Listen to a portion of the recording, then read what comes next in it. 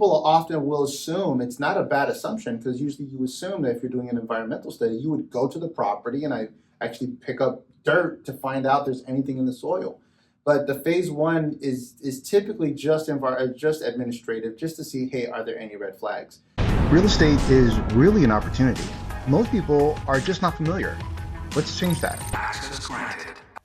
What's up, guys? My name is Gus. And I am Brad. And this is the Commercial Department Podcast. And today we're going to be talking about due diligence. Yeah, we're going to be going through some due diligence, things to look for when you're going ahead and acquiring a property. Right. Whether it's going to go ahead and be on the title side, the physical side of the property, yep, and some of the in and outs that you should be looking for. Yeah. So, it's going to be kind of like the fun part that's not so fun. Yeah. But it's the part that you kind of need to do in order to avoid bigger problems later. And even guarantee what you're buying. So. Yeah, exactly. So the idea is, when buying a commercial piece of property, the risk is really on the buyer. The seller really has no obligation to disclose anything, provide any information or anything. Now, typically they do. Yes. Because in the best interest of the deal. Yeah, in the best interest of the deal. They typically do, but they are under no obligation. So that being the case, we just can't assume that they are providing all the information. So due diligence is essentially the time frame that's necessary, that's typically provided in an acquisition to ensure that the property, it is what they say it is. It doesn't have any problems on it or anything. And there's a number of different challenges that can come during the due diligence process. There's a number of different things you'd want to check for that. So, in your mind, what are some of the things that you're familiar with as it relates to due diligence? Yeah. So once we get into the due diligence period, one of the first things I always do in a commercial transaction, at least, is we want to go ahead and get working with title right away, start getting rolling on the title commitment, pretty much to make sure there's nothing that's going to encumber that title for the buyer. Also, that process can sometimes go ahead and be lengthy, so it's best to get into it right away, in my opinion. So one of the first things we do is we look at the title commitment to make sure, okay, this is all good to go. There's no encumbrances on it. And what exactly does that mean? When you say encumbrances, what does that mean? So that means if, per se, the landlord went ahead and had a situation set up to where, let's say, they wanted to go ahead and sell the property as a commercial parcel, but they never really did the work on the back end, and it's not zoned for maybe what the buyer wanted to do.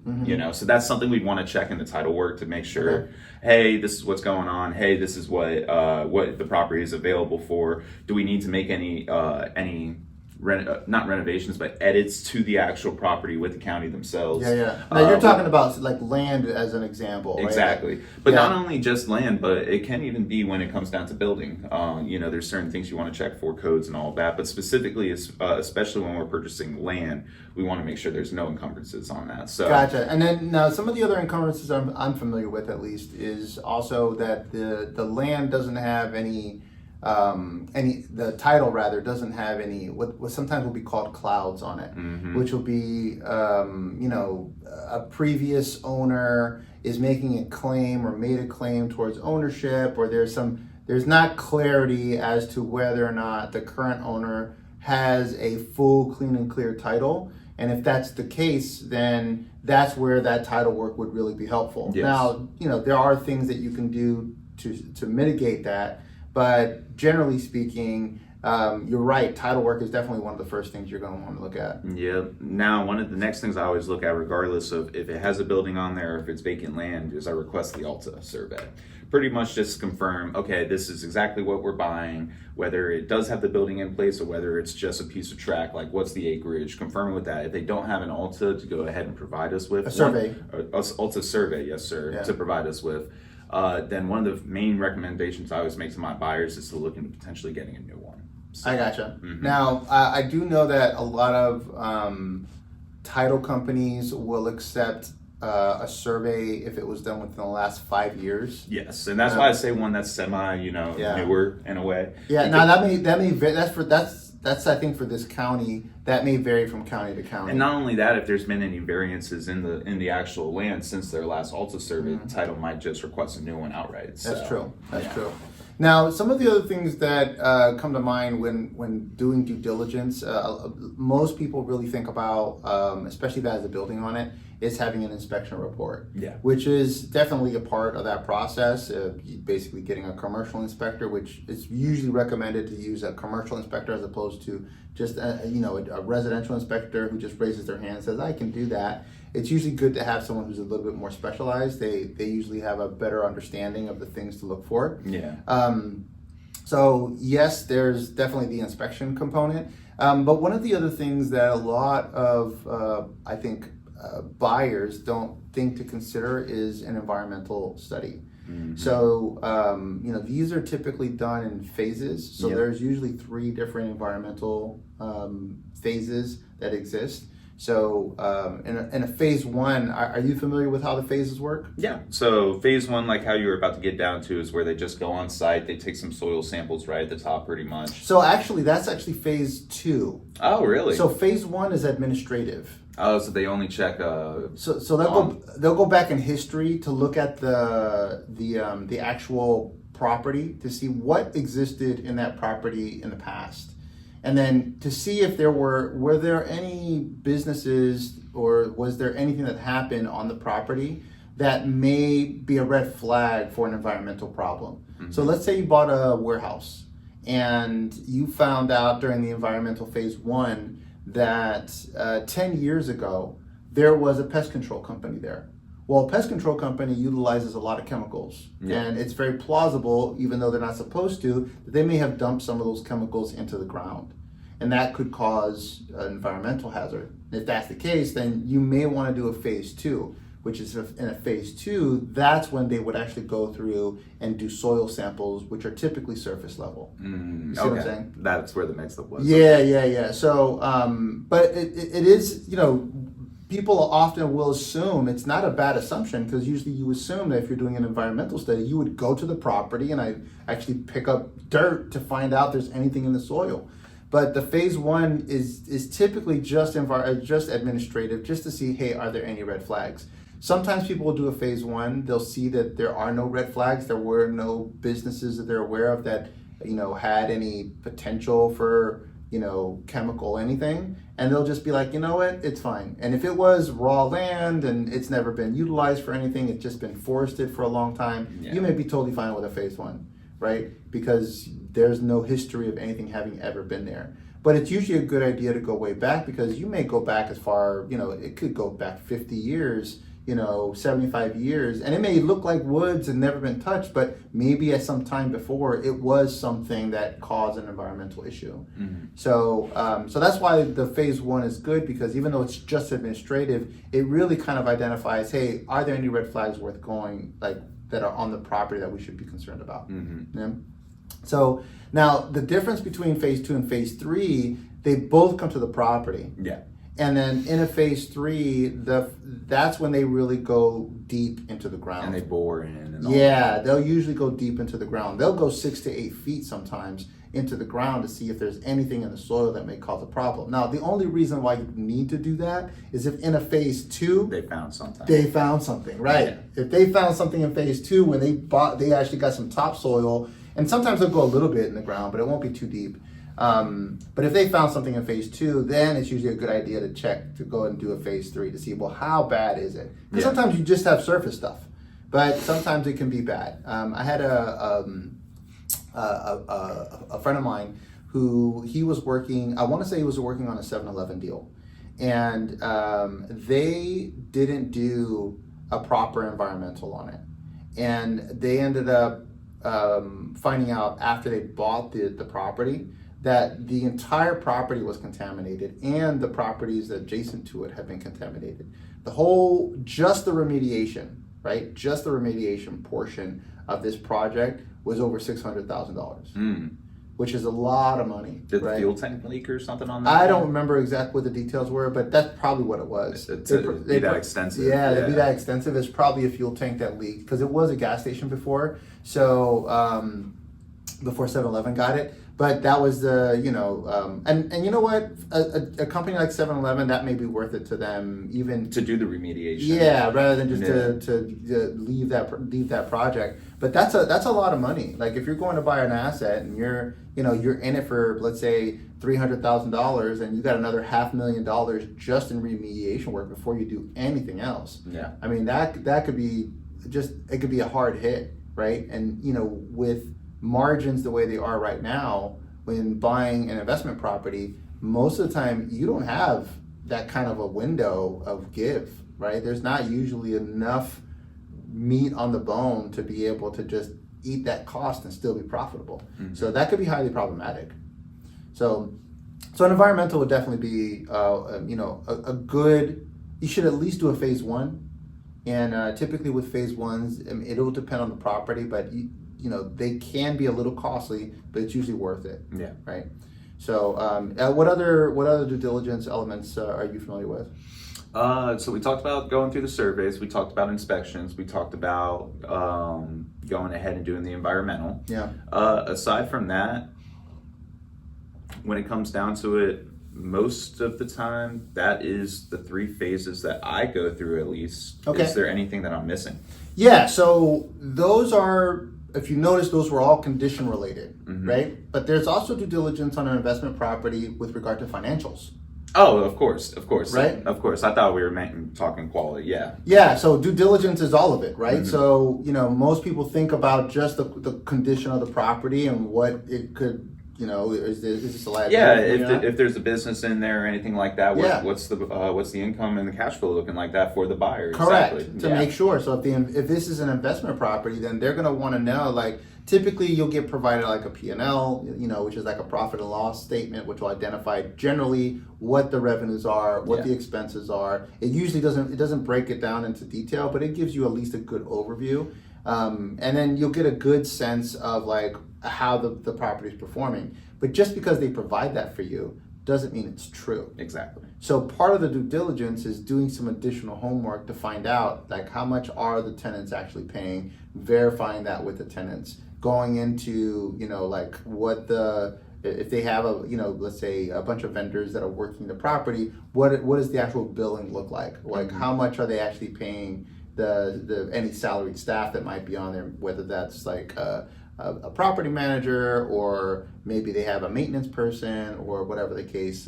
If they're doing any regular maintenance on it, what is the cost of that? Is the number that they're putting on there real, right? Because someone could fudge the numbers to make a property look more profitable than it is. And if someone's buying the property based on its net income and they're kind of messing with the numbers, then the number that's being presented is not real. Yeah. So you have to be very careful with that. Now, part of the other part of the due diligence is also getting clarity on, for example, if you have leases, what are the different lease types, lease terms, how long are they going? Correct. Yes, sir. Yeah, yes, you're sir. familiar with this, right? Yeah. So this is oftentimes not not categorized under the due diligence framework, and this is often because due diligence is usually associated with the condition of the property, but it is definitely a due diligence component. It's specifically for someone who is buying a property for its income. Mm-hmm. So I think it's really important that if you're going to do any kind of due diligence, that you include that part of it if there's an income component to the property. Yeah, because that, majorly affects the material value of the property. Absolutely. Having a full 10,000 square foot building with no tenants and having a full 10,000 square foot building with 10 tenants on staggering leases is a very big difference. Oh, sure.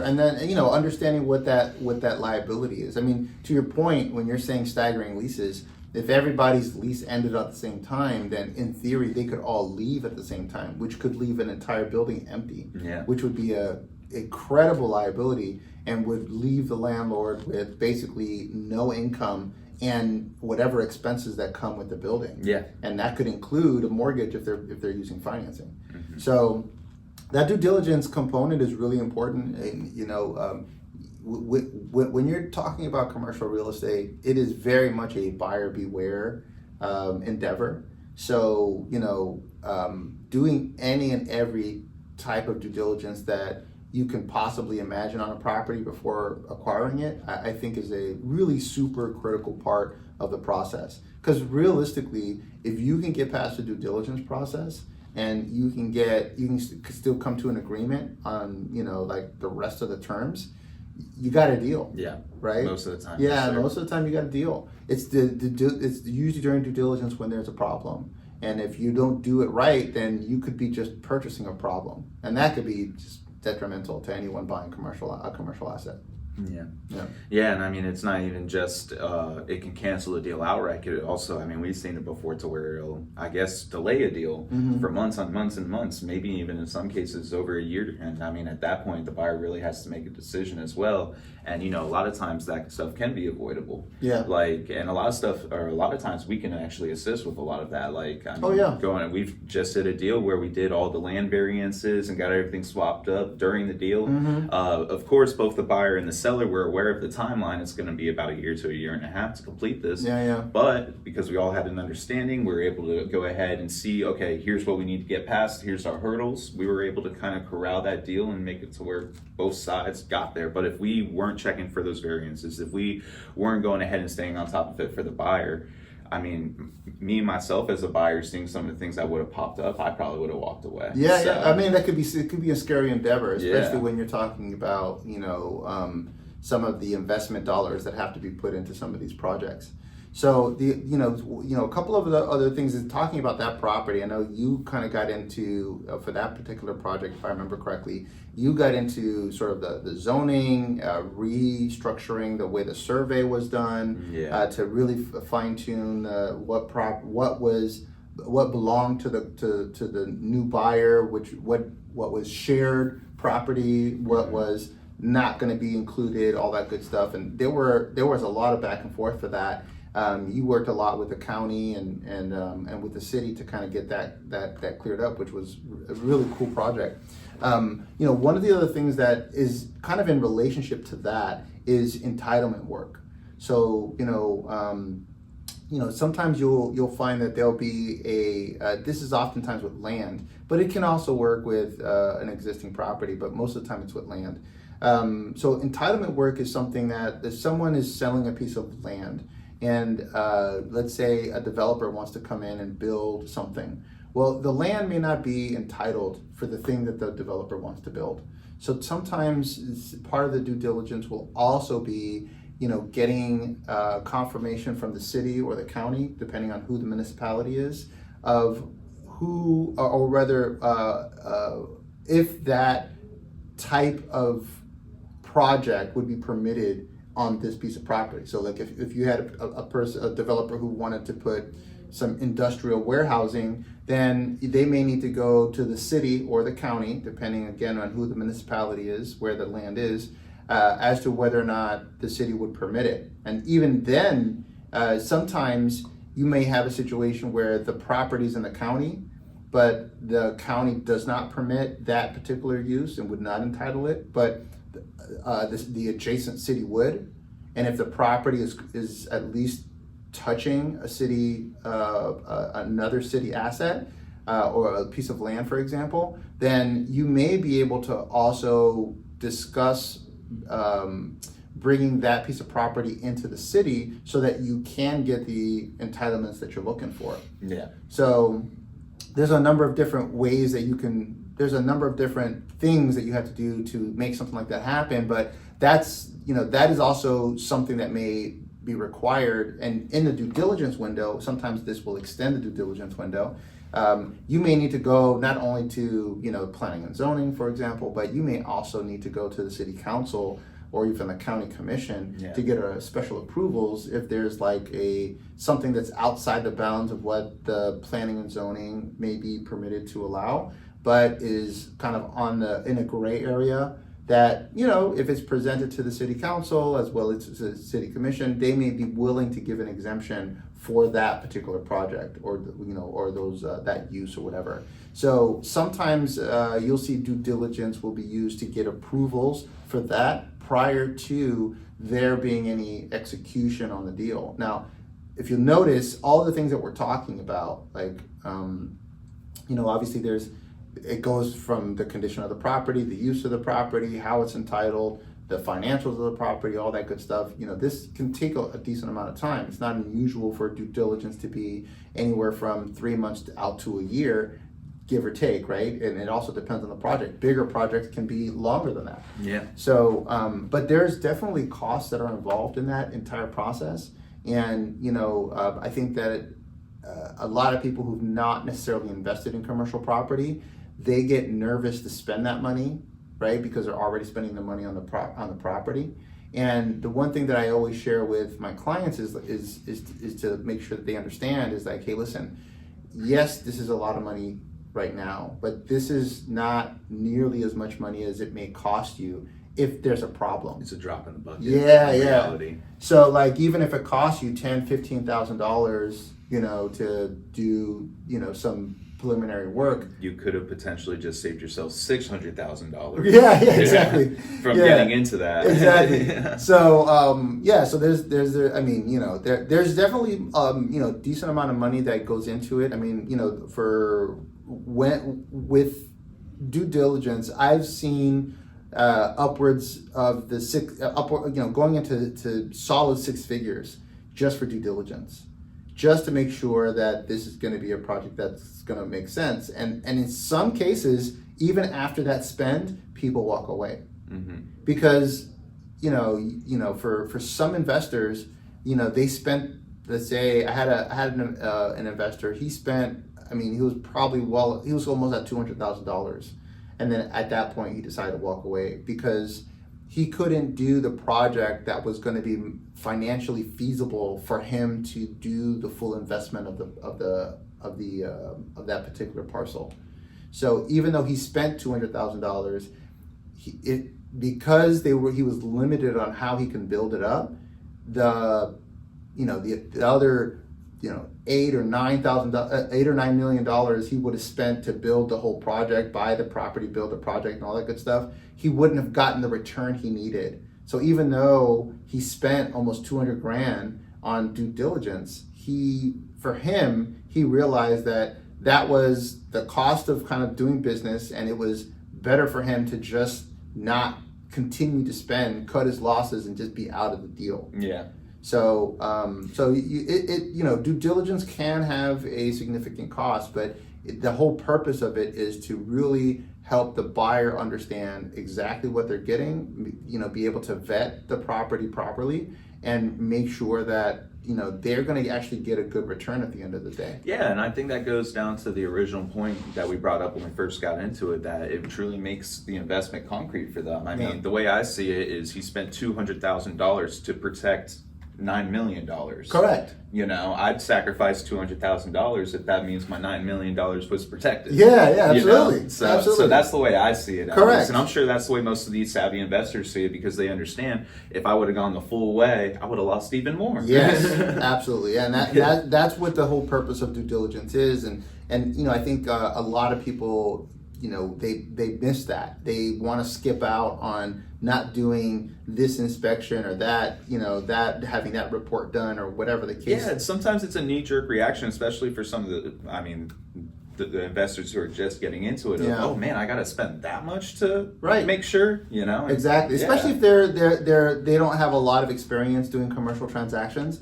It's a lot of times people who've not had a lot of commercial transactions, they may have done a decent amount of residential transactions, which is completely different. Yeah. So, and the investment in a residential transaction, like the inspection period, the cost in that window is maybe $1,000. Yeah. Between the inspection and maybe if you can include the appraisal in there or something like that, right? So, like there are some things that are going to be a cost associated with the project, but you're talking about $1,000 versus for a typical due diligence, depending on the project, can range anywhere from $15,000 to $100,000 in costs, depending on the scope of the project. Mm-hmm. So those are different numbers, and sometimes people have a hard time just kind of wrapping their heads around the cost of doing that, just to say this is not going to be a good fit.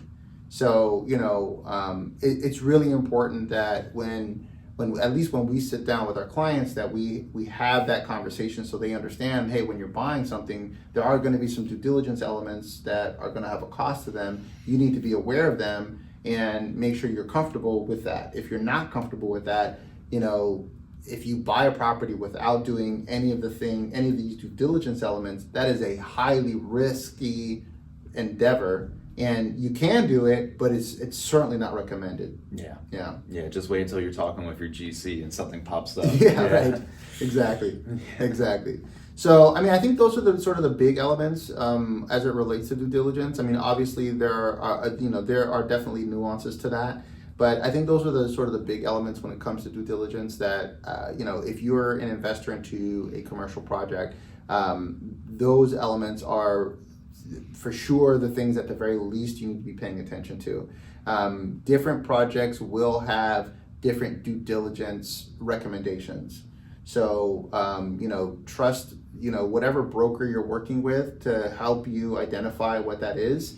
It's really important that if you are working with, that you work with a broker who's knowledgeable, right? And that they're knowledgeable in the product type that you're trying to purchase. Because if they are not knowledgeable, they may not know what kinds of due diligence are going to be critical in order for you to be able to walk out of that project, hands clean, looking like, okay, this is exactly what I was hoping for, or be able to do something and be able to know when to walk away. So, my recommendation is obviously we're happy to help, but whatever broker you use, just use somebody who is knowledgeable in the product type that you're buying so that you're doing the appropriate due diligence for that product type, because not every product type is going to have the same due diligence recommendations. You're not going to do a financial check on vacant land as Correct. you would with a 10,000 square foot strip center. Correct. So it's really important that whoever you use, you find someone who has some real good expertise as it relates to that. So any other thoughts? No, that was just my last thought of just throwing out an example. Pretty much aside from that, a lot of other stuff is smaller things that are also related to the prerogative of the buyer. You know what I mean? Whether they're a operator who's going ahead and going to have their own business in there, they might want to double check some other things. Whether they're a cash flow investor, that's pretty much like the gist of it. So really just going ahead and making sure whatever your buyer, whether you're the broker, whether you're the investor, whatever it is, whatever you are buying, you guys really understand your prerogative on it. You understand your goal on it. So this way we can double check all those things. Yeah. Absolutely. Well, if you guys have any questions about due diligence, please feel free to comment below or reach us directly at our website at thecommercialdept.com. This was today's episode talking about due diligence. My name's Gus. I'm Brad. And this is the Commercial Department Podcast. Thank you for watching. We'll see you guys next time. Peace.